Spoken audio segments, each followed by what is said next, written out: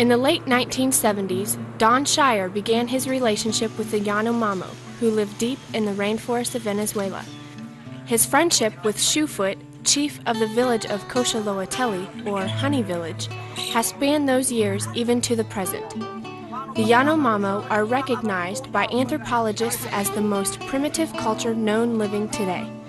Complaints are often heard from anthropologists about the damage missionaries do to the Yanomamo culture. Rarely do the Yanomamo ever have the opportunity to speak for themselves. In June 2001, Don Shire and his son Andy embarked on a 300-mile evangelistic canoe trip into the interior and unreached villages of Shufoot's youth. Towards the end of that trip, Don asked Shufoot to share his testimony for you to see and hear. A former shaman, Chief Shoefoot, talks about his journey from witchcraft and demon worship to his faith in God. Missionary Mike Dawson was there to translate and has verified that all you are about to see and hear is as it was told that afternoon by Shufoot. Shufoot, who now goes by the name Bautista, which means Baptist, refers at times during his testimony to Joe. Joe Dawson is the missionary that was able to help Shufoot understand who God is and why he sent his son to earth. The following presentation is a true story from a man whose life has been radically changed because of Christ. I'll never go back. A shaman's story.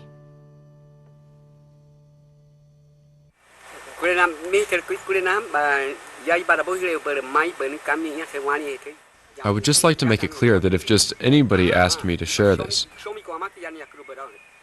I would hesitate to share it, because a non-believer is not really going to understand everything I'm going to say.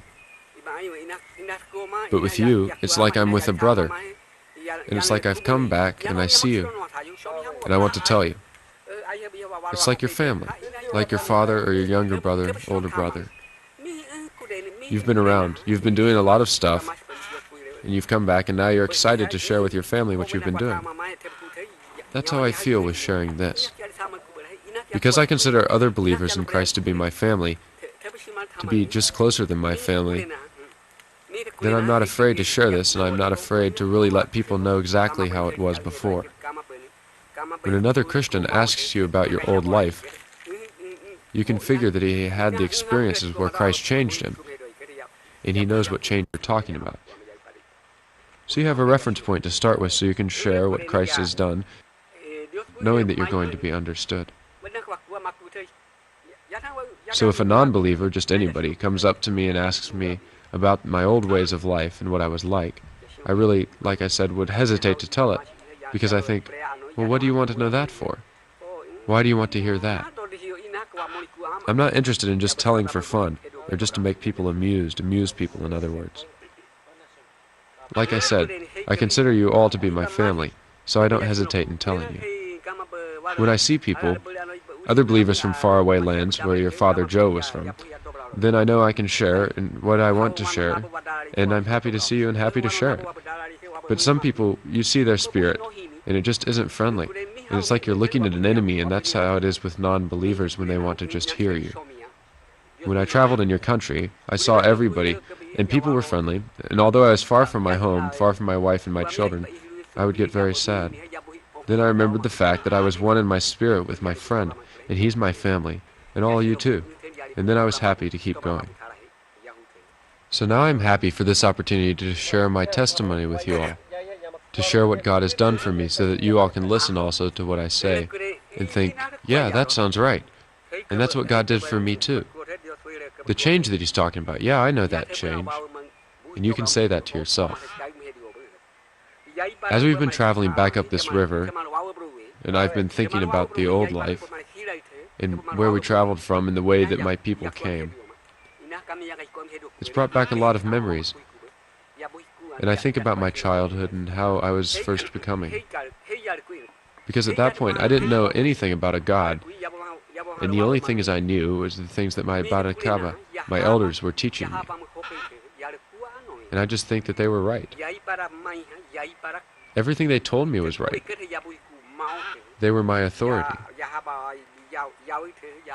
My early life was filled with taboos, things that I couldn't do. One of the things they told us was that, don't be a pig, don't eat hard. And I listened to that. And then as I got a little older, they began to tell me that even though I was still too young for most children to start drinking the bones of the dead, that they could see in me that I was somebody that was special to the spirits. So I needed to go ahead and start drinking bones, then so that it would make me more susceptible to it.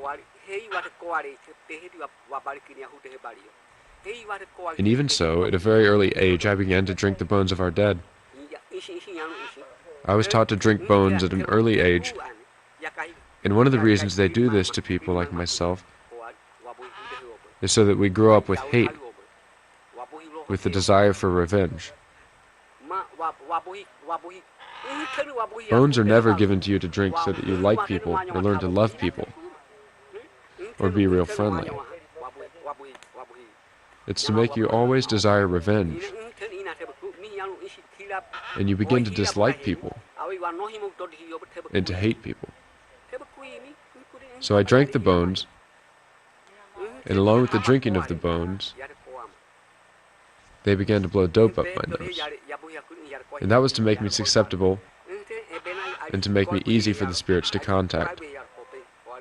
And not just anybody would blow drugs up one's nose like that. It would be the master, the head shaman who would do it. And he would say, I'm doing this to give you my breath. In other words, his power over the spirits would be transferred through this abena at this time. This master would say, I'm doing this so that you begin to think like I think. And so desiring that power that this master had, then I let him blow the dope up my nose. This is how they taught me then, and this is how in so many other places they are still doing it even today. And I know now it isn't right, and I'm not saying it's right, but this is how we teach. And they teach you so much saying, don't do this and don't do that. And looking back, so much of what I was taught was strictly given to me so that I would learn not to like men, but to hate men. Once they got you to the point from taking dope and drinking bones to where you just hate everybody, then the head shaman will get to you to where you begin to learn about the spirits. And the first thing they do is they tell you to just take dope all the time. And the head guy will begin to blow dope all the time, and he'll say, take my breath, take my breath. And he'll blow drugs into your nose. Then when the effect of the drugs was such that everything was dizzy, everything was spinning and everything, he would tell me to sit real still, and he'd put me in this posture right here, where I'd put my arms on my knees, and I'd sit there, and he'd tell me to sit real still and just stare at him. Don't look at anyone else, just stare at me, he would say. Just stare at me. And everything else would be spinning, and he would be the one focal point, there. And then I'd begin to notice that he was no longer dancing alone. The Hecula, or spirits, were dancing with him. And everybody else that were looking around, that weren't under the influence of the drugs like I was, they would just see this man, this witch doctor, dancing by himself, but I saw that he was dancing with many spirits. He's dancing with his spirits, and all of a sudden I see coming towards me Olaliwa, the tiger spirit. Now remember, these aren't my spirits. These belong to the master. And the tiger spirit is approaching me, and he's coming towards me, and the master says, don't be afraid. Let him lick you. And I was just scared to death. But I sat real still, and tiger spirit puts out his tongue and begins to lick me. I was petrified. But because of the master, I sat there quietly and let him lick me, and I was scared to death. But he says, "Don't be afraid. Don't be afraid. Just sit still and nothing will happen." And so I just sat still, as he was the master. And then another demon comes dancing toward me, with his bow and arrow drawn, aimed right at me, ready to shoot. And at that point, I really thought I was done. I really thought that was it, because he looked like he was ready to shoot at any minute. Because I was trained by masters, that's why I can say that I've been trained and I know what I'm talking about. I was trained more and more and got into it deeper and deeper. And the more I was trained, I began to see that there was a trail being made. A big, wide trail made by the spirit of the pigs. While Aliwa were making this trail, coming down towards me to bring the spirits that were going to be mine. Behind them are coming all the other spirits, all dressed in the pretty feathers of the hawk and the down of those feathers, and they're all coming toward me. This great multitude of Hecula, or Aholoi, the beings dressed in the pretty feathers of these birds, are coming towards me. So it's a whole multitude, and they're just swirling around. You again get scared, and the master has to tell you again, "Don't be afraid. Don't be afraid." And so I just sat there. And the more I learned, the better it seemed. But I realize now the more and more in bondage I became to it. And yet, looking back at everything, it all seems so true. Everything just seemed like when I was looking at them, they just seemed so beautiful.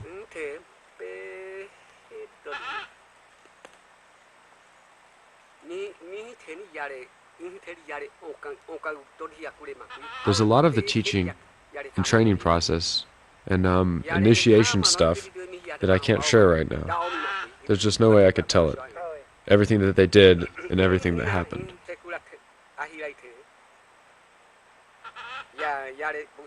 At first, his demons scared me to death, and when he teaches me at night, and then when he teaches me this night, and this day, and this night, and this day, and then they won't let me eat any food and drink, very little water, and I'm taking drugs all the time, drugs and chanting, and as many as the fingers on both hands. And then I remember hearing them say, "Don't eat," and so I can't eat now. And then they teach me in the daytime. They teach me at night. It's just going on and on until there seems like there's no end, no day or night. With all the chanting and taking dope, I couldn't sleep at night either. And I couldn't sleep during the days, and so I got really, really tired and really, really sleepy. And because I wasn't eating, I was really, really hungry. And they would say, "Well, then don't be hungry." But I was hungry anyway. Then the one teaching me, because I was suffering so much from hunger, gave me the spirit of the frog's belly to keep me from being hungry. But I was still hungry. So day after day, it went on like this. And every session started with taking more dope, and taking more dope, and taking more dope. And then I would chant. I would chant all day long, and then all night long. Like I said, every session was taking drugs, and I was so hungry. And yet they kept saying, "You can't eat." So I just had to close my eyes real tight and hang on. Because of lack of sleep and lack of food, and you were only allowed to drink a little bit of water, I got really, really weak and very, very skinny. At the end of that time, down that long trail that the spirits of the pig have built, you'll see one being coming, and this spirit is the one that's going to be yours. And maybe there'll even be two spirits, but they're going to be yours, and they're going to come in there and start making a house. And at the end of this time, when these spirits come, and they actually get inside your chest and begin to make their house there, then you are a shaman.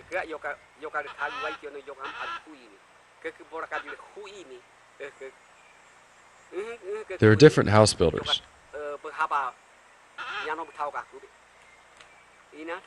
One is the spirit of the Malashi Liwa, and one is the spirit of the Ayano Liwa, and the other one is the spirit of the Kulimo Liwa. And these are the ones that first come in and build the houses. As these house builders cut up leaves for building the house, that they're building in your chest for the spirits, more and more spirits slowly begin to appear and to come in. As the house begins to take shape, they'll even call for the spirit of the anaconda to hold up the house with his strength, to stand up the house up tall, and to hold it up strong.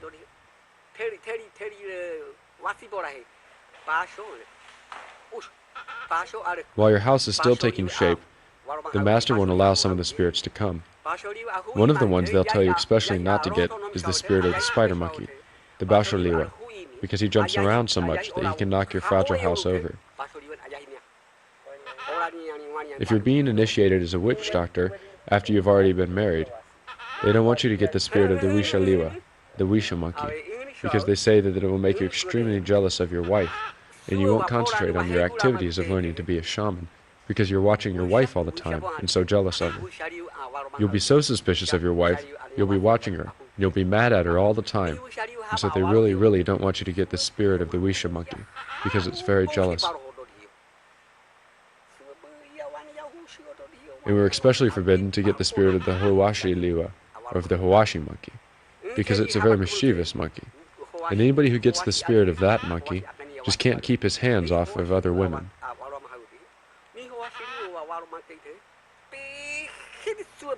They were telling me all these things to watch out for with the spirits of the women, but as I didn't have a wife, I didn't figure I had anything to worry about.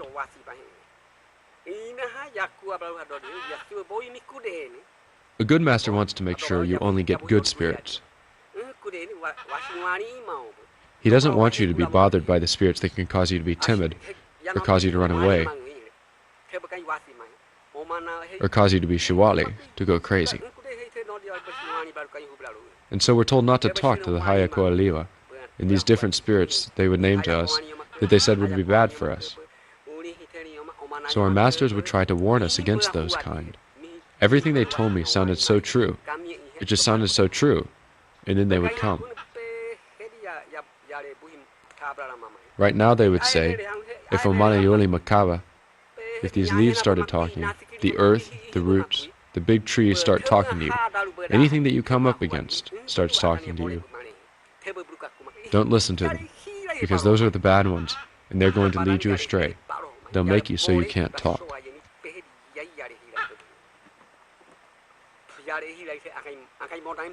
My teacher was my future father-in-law, and he taught me tirelessly, and as a matter of fact, he spent each hour with me, chanting and taking dope, and he got just as tired as I did. This was the start of the bondage that I got under, and kept me bound up for a long time. But we did have our benefits. One of them was, if you were fortunate, you could get the spirit of being the best shot. And how you got that was that you would get the spirit of the harpy eagle, or the hawk. They're the hunters, because they're always eating other birds, like the hashimo and others. And they would come and give you an arrow, and that arrow would make you a very, very good shot with the bow and arrow to get animals. With these spirits to help me, it didn't matter if it was in the morning, or in the middle of the day, or late in the evening. Whenever I went out, I could always be assured of getting plenty of game, because I was well taught, and that's why I can say I've been taught and I know what I'm talking about. The masters were very pleased with how I was turning out, and as I was maturing in the spirit world, and getting more and more and more wealth and power in the spirit world, they were really pleased, and they kept telling me, well, when you get a wife, and when you have children, you're not going to have to worry about their health, or what's going to happen to them, or who's going to protect them, because you're going to be able to handle that, and you're going to be able to protect yourself and your family. My master began to put more and more responsibility on me, even telling me that when he was gone, I was fully qualified to take his place. And more spirits began to come to me, and more came. And they began to come in such numbers that it even became frightening to me. You could see them coming from far away, and they would come almost as an avalanche, as huge rocks falling off of cliffs. You know, they were coming in such numbers, their presence began to overwhelm me and almost crush me, like I was being crushed under all these rocks. Everywhere I went, the spirits began to make themselves known. More and more spirits. And listen, I'm not saying there's not Hecula, there's not spirits. There are Hecula, and it's easy to go into bondage to them. There are spirits, and they are deceivers, and they love to deceive. There are many different classes of spirits, some that live way up high in the rocks, some that are the spirits of animals, and some that are just there. We just call them kuabawa. They're hanging around everywhere, but there are so many spirits that are just haters. They just hate everything, hate everybody. And if you get one of those spirits, oh, you're going to hate everybody, and you're going to go around and just kill children, because you just hate everybody. And as a shaman, you're supposed to heal people. You're supposed to heal people, but if you have one of these hater spirits, when everybody's back is turned, you'll be secretly killing the children. These spirits are so dangerous, and I know what I'm talking about. And I recognize them, and I see them, and they're just haters, they're very dangerous, and they don't want to be seen by people. They just hate everybody.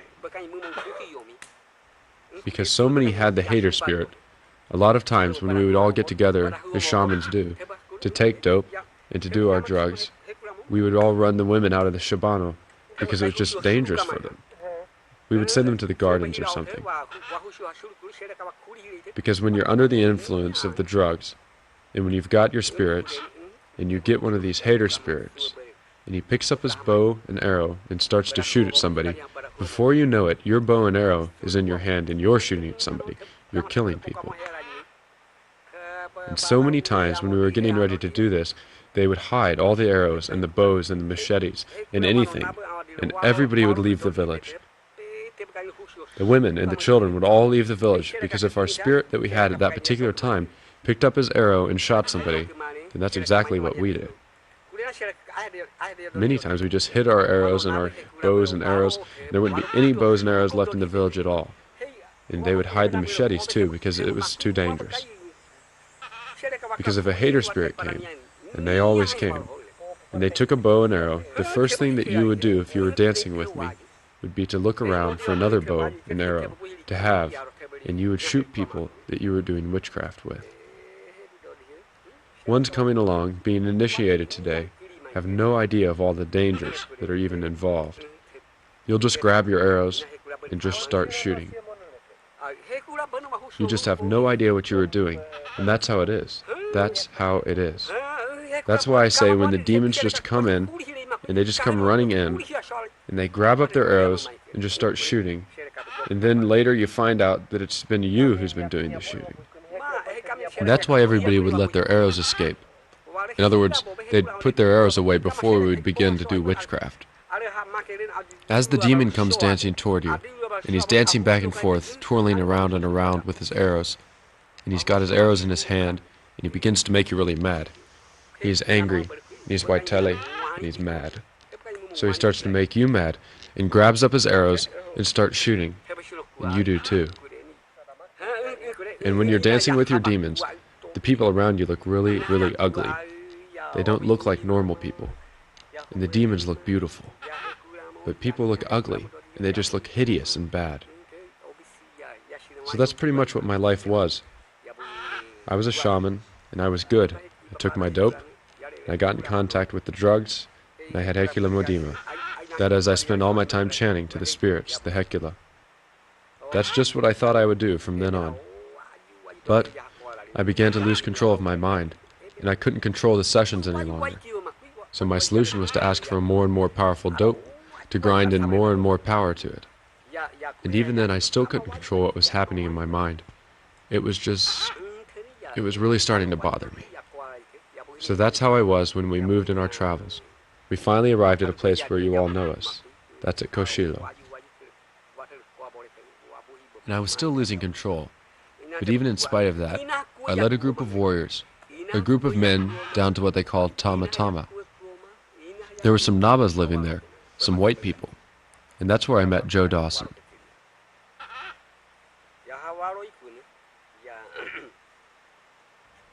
We went down there, we paddled down in bark canoes, and we had to walk home just along the bank through the jungle. And I really lost control then, and I was afraid that it was going to be so bad that I was just going to lose myself in the jungle and never be found again.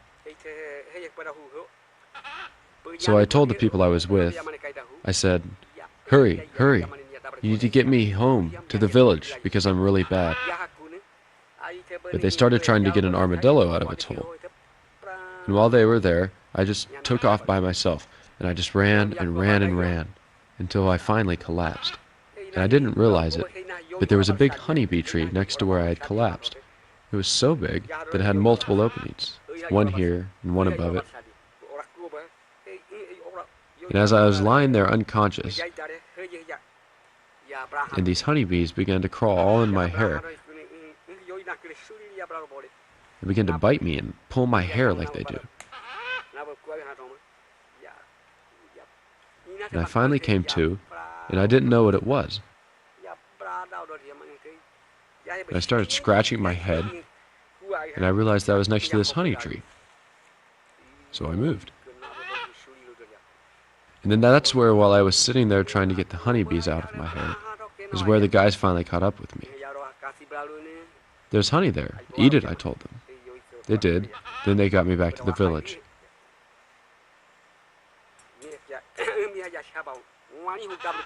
For me, that is definitely the worst episode to date, of where I just sort of lost it. I was irrational, and I had no idea what I was even doing. But in spite of that, the next time we needed to go down to Tamatama, I went again. It was on the second trip that I first heard about a different way.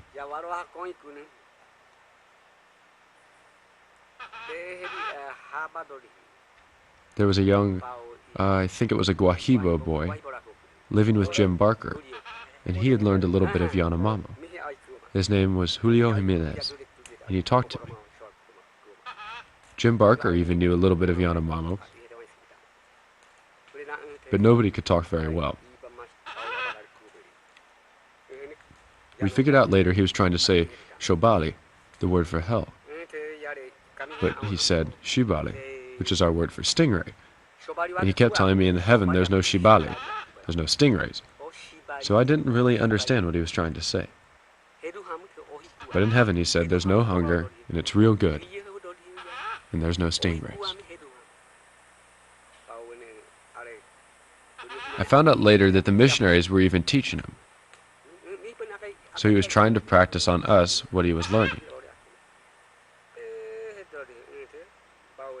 He repeatedly kept telling me that Yossi was going to burn the world with fire, and what was I going to do to escape?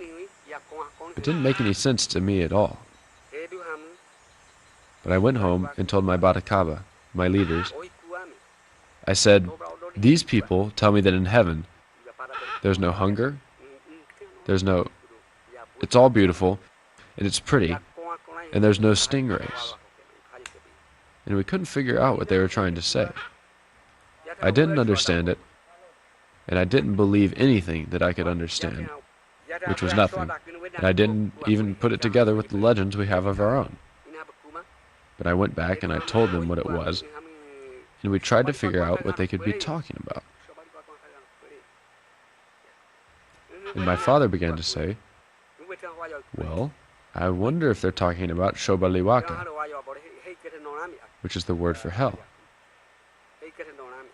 And he says, "I wonder if that's what they must be talking about." And he began to try and put it into something that we could all understand from what we had in our legends. See, we think like this, that in the heaven above us, there's a place where the spirits go, where the dead spirits go, and they live with Yalu, which would be thunder, and he has them there. But then above that heaven is the real heaven, where this Yanamamo lives. And up there it's just beautiful. There's a crystal water, just a clear, clear sea up there. And this supreme being, this Yanamamo, and they're looking down through the bottom of this lake. It is so clear that they can look right down through it and see the spirits of the dead. But up there with Yaiwana Nabalewa, that's in the real heaven. So my father said, maybe this Yossi is thunder, or maybe he's really talking about Yaiwana Nabalewa. That's the supreme being, the final one, the final authority. And we don't know very much about him at all, other than that he lives up in a beautiful land with all the Aboshikoli. And my father said, well, maybe he's talking about him. So he sent me back down to Tama Tama, and I talked to your dad, Joe. See, this is what we believe. If you're a real stingy person, then when you die, hell is down here, and the trail to hell is real wide, and real flat, and smooth. But there's a Y there. The trail splits, and when you die, and as you're coming up the trail that goes to Thunder's land, where the spirits go away from hell, is to go straight up this mountain. It's a real steep trail, though, and it is hidden. So Thunder sends somebody down to wait for him. He sends a spirit down to wait for him right at the crossing of the trail, because they know when the person is going to die and when he's going to get there. And the person that died, his soul, his spirit comes on, and he sees this person from far away. The spirit Thunder sent to meet you will be sitting pretty close to the Wat, the split in the trail. And if you're a real stingy person, you're going to be coming down, and you're going to see that person from far away, sitting there waiting for you, and you're not going to want to share with him. And so you're not going to want to approach him. You see him from far away, and you stop, and you turn your back so you can just ignore him. He sits down before he gets to the guy waiting for him. Because he doesn't want to share anything with him, and the guy that waits for him keeps calling, "Come on over here. Come on over here to me." But the guy won't answer. He just turns his back because he doesn't want to share. After he tries calling the guy a couple of times, the guy just keeps ignoring him. Finally, he just points down the trail and he says, "Well, here's your trail. Go ahead, take this trail. This is where you're going to go."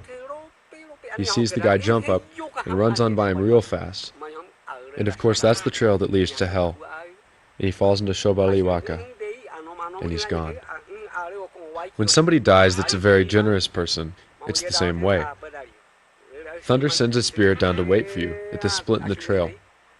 And the very generous person, his spirit comes on down, and he sees the guy from far away, sitting at the trail, just sitting there. And so he runs up to him, and he's very friendly, and he says, "Come on, friend, why don't you take me home, and let's get something to eat." So the guy gets in front of him, and leads him up the trail that goes to Thunder's house, because his spirit was generous. And because I already knew all these stories, when I began hearing about this God and these other things, we just wondered if it was the same story, and whether it fit in with what I had already known. But it took me a long time to hear enough of the story straight to really understand it. Because, remember, nobody spoke my language very well. The missionary Paoa had tried to tell me, but I never really understood. Also the missionary Cecilio, but he just talked to me again and again. I just couldn't understand what he was trying to tell me. It wasn't until I met Joe Dawson that he sat down with me, and it was really funny. I think it must have just been the Lord, because at that time, Joe didn't speak very well either, but his love for me was obvious, and he was not afraid to touch me. I understood what he was saying, and I've always wondered about that. When he told me about the Lord, it was as if he knew my language perfectly, although he didn't. But I understood everything that he was trying to tell me. And he began to tell me, this is what God says. This is what Yaibara says. And this is what his word says. This is what he says is wrong. And it was so funny because I understood him clearly. I understood. Although there were other people talking to me who spoke better Yanomami, I for some reason could really understand him. And he told me, God loves you. And that was just such an amazing concept to me, to hear that and to really, really, really understand. For some reason, I understood it perfectly when he said, God loves me. And the demons and the spirits, the Hecula, that were living in me, that were inside my chest, they just got terrified when he said that. They made my chest shake. I came out of that time after really understanding and hearing clearly that God loved me. And I came out just trembling. And like I said, the demons in me, they were just terrified. And I went home, back home, and I was telling all this to my dad. And I said, boy, it really sounds straight. It sounds like it's the truth. And what could this be? What could it be? And my dad said, well, I'm convinced now that they're talking about Ayano Mamo, the Supreme Being, the final one, that lives up there in that beautiful land with the Koshaloatelli. I guess you would call them angels. And they're up there in this place that's so beautiful, that the sea is so clear that you can see right down through it. Because, my father told me, there's only two trails. There's, after the split, only two trails. There's the trail that goes to hell, and there's the trail that goes up to Thunder's house, where the spirits of the dead of the generous go. And from there, they can look up through the crystal sea, up through that water that's so clear, and they can see up into Hedu land, which is the warrior god's land, and he's the final authority. And up in his land, he lives up there with the Koshaloatelli, and they're very, very noisy, just all the time noisy, noisy.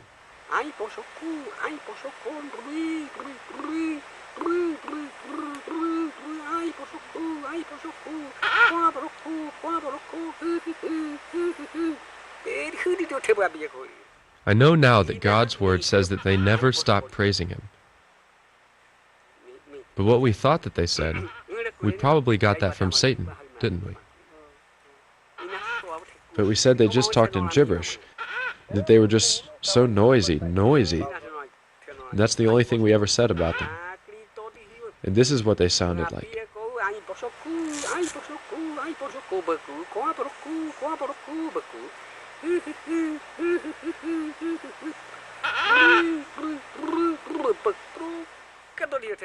That's the only thing that's up there after that. And my father was convinced that this Yossi that we were talking about was the Ayano Mamo. And as I began to hear more and more, I sat with Joe every day, and I talked with him. And as I began to understand more, we would sit and talk, Joe, Millie, and I. And it just seemed like each time we talked, they would peel away another layer of something that I had. And everything that I had was things like taking dope and drinking bones of the dead, and my spirits that I had, the many, many spirits that I had, and my tobacco and the Wayamo chants. But as I began to see what God's word said, and my spirit began to be opened up to what I was, and I had so much. There was the dancing and the chanting and so many, many areas that I had hidden. But as my spirit became more and more open and I understood more, Joe and Millie told me, they said, we're going to pray for you. And they each put their hand on me and asked God to open my spirit so that I could really see. And he especially prayed to have me released from the power and the bondage of the demons that I was under. And I just began to tremble all over and shake. I think that prayer really terrified the demons. It was at that time that I began to slowly feel like I was being untied. But after that, I would go down out into the jungle by myself. There was a real quiet spot out there, where there was a huge tree that had blown over. So I'd go up in that tree, and I would just sit there by myself and think. And I would try to talk to God myself.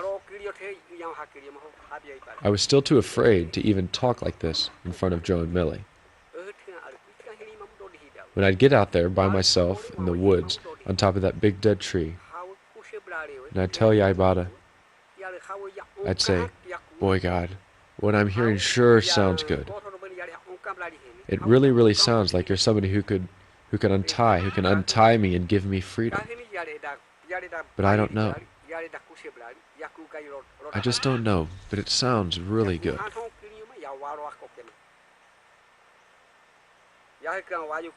I knew that I was so in bondage. I was so tied up. It was like I was tied up to this big vine all over. And so I told God, I said, "If you want to help me, then that's what I need. I need someone who can untie me from all these vines that have me all wrapped up." And then after that, I would go back, and I would listen some more. And we would talk some more. And then I'd go back out and sit on my tree by myself again. And we would do this day after day. I'd go back out to my tree, and I would just sit out there, and I would tell God how much I was suffering, and how much in bondage I was, and how I had totally lost control. And slowly, I became aware of all the things that I really loved. Oh, like my tobacco. Yes, sir, I really loved my tobacco. You know, a lot of people here still have a lot of trouble with tobacco. And I love taking dope. Having dope blown up my nose. And I love drinking the bones of our dead. These were all things that I think God was showing me, that they were things I was putting first, that were wrong, and that they were in control of me. But yet there were things that I just loved to do. I admitted that all these things that I had, the women, the chanting, the singing of the songs, the singing of the spirit songs that I knew, I was ready to admit that they were wrong. But one thing I wanted to hold on to. I did not want to give up. I just wanted to hold on to it. That was mine. The one thing that I wanted to keep was, see, I didn't have a wife, and I was sharing the wife of a headman in the village. I tried every way I could think of to rationalize how this could be not such a bad thing. I mean, after all, I was willing to give up everything else but this one thing. This one thing I wanted to keep. So I went back out to my tree, and as I sat there, and as I was talking to God, I said, "Father God, show me the things that are in my life that I'm still hiding. And this one thing that I want to keep, surely it's not that bad. And I really want to keep this one thing." And yet as I sat there, and I was thinking about God, and as I was speaking to Him, He told me that that one thing was sin, and that I couldn't keep it.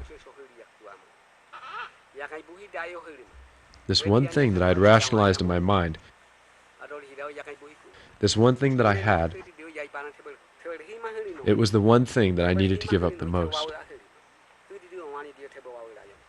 He showed me that He does say, "Thou shalt not commit fornication." And he also says, leave somebody else's wife alone. And I was guilty.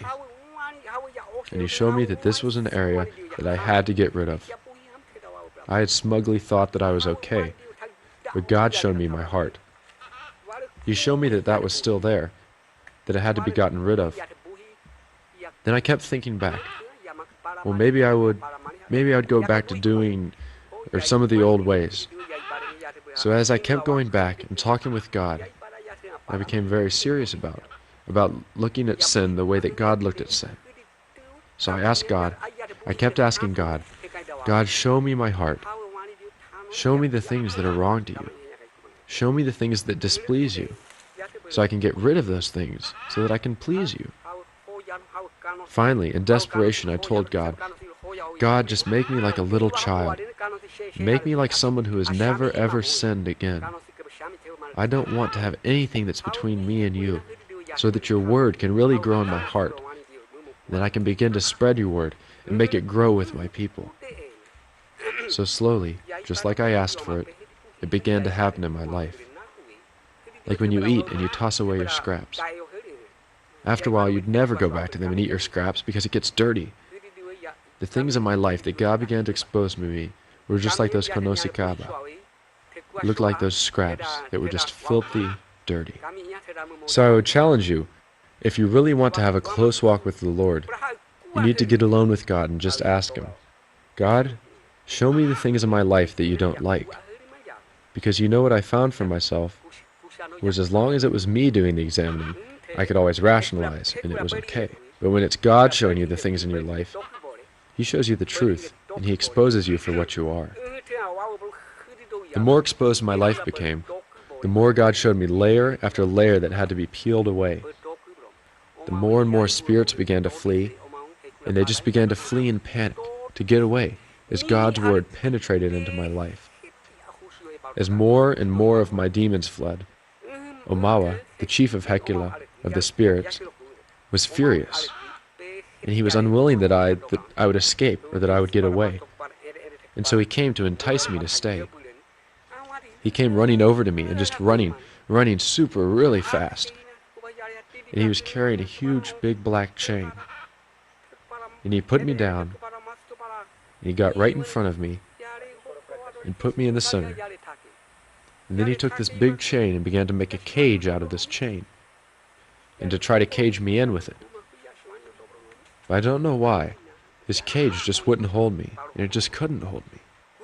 He would make this cage, and I would be outside the cage already. And then he'd put me there again, and he'd make this cage, and again I'd be outside the cage already. When he saw this cage couldn't hold me, he frantically looked around for something else that would entice me to stay with him. And you know how on the green parrot that has the lighter green-tipped feathers on the tail feathers? He had a big bundle of those feathers, the paushi, in his hand. And he came running back to me, really fast, with this big bundle of feathers. And he started dancing. He grabbed me by the arm, and he began to dance with me. And he had these really sweet-smelling feathers pressed up against my nose, overwhelming me with this smell of perfume, and dancing me around in this dance. It was just incredible. It was just so incredible. He really wants to get me back, and so he's got me by the arm, and he's dancing around me, and he's got these sweet-smelling feathers in my nose. And then he starts singing this song. And I've never shared this song with anybody before, but I'll share this song with you now. He sang to me a song of the power that could be had through the sweet smell and the feathers, representing the power that was in the spirit world.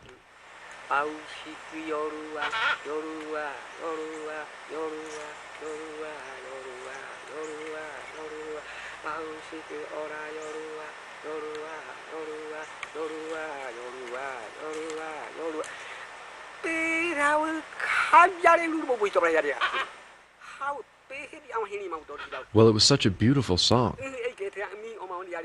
It was so enticing, and it sounded so good. And he was so convincing. And that was the song that he made his final attempt on me with. And just as he was saying that, and singing that, and dancing with me, just right there, I mean, it was all of a sudden right there. I didn't look over and see it coming from far away. It didn't come from there. It didn't come from here. But as Satan came whirling back around me, all of a sudden I was overwhelmed. I had no idea anything was going to happen. And as he's dancing right there with me, and I'm fighting almost in his embrace, and he's got these sweet feathers under my nose, and he's singing and dancing, what happened was, there was just this incredible light. Just a bright, white, indescribable light, standing right there beside me. Something grabbed me and just literally pulled me away from the embrace of Satan. In a voice I heard clearly, I heard a voice saying, "Get away from him, he's mine." And Omawa turned and fled, just as hard as he could run. And a couple times, he looked back as if he wanted to come and make an issue of it, and wanted to come back and fight. But the terror on his face was real, and he ran away. And to this day, I've never been troubled by any demon presence or anything since that day. That was the final time. And since that day, I've had the continued indwelling presence of God's Spirit in my heart.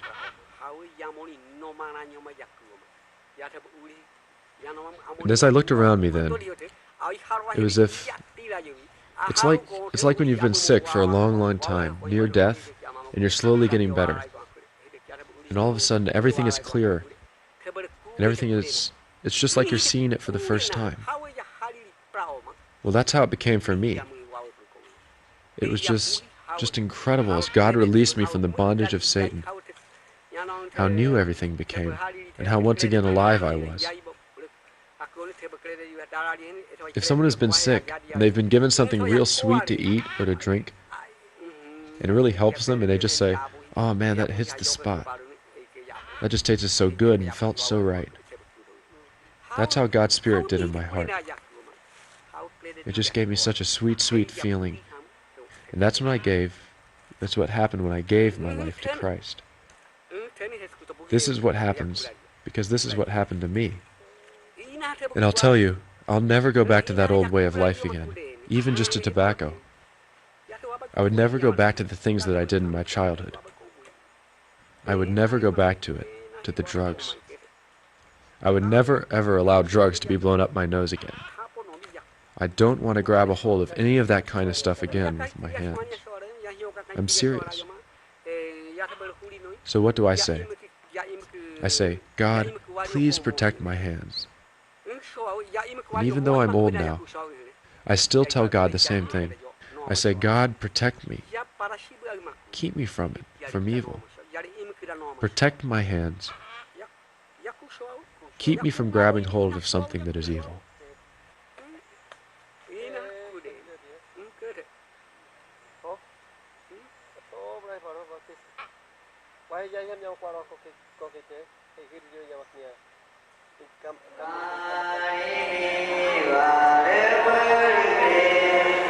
Yeah.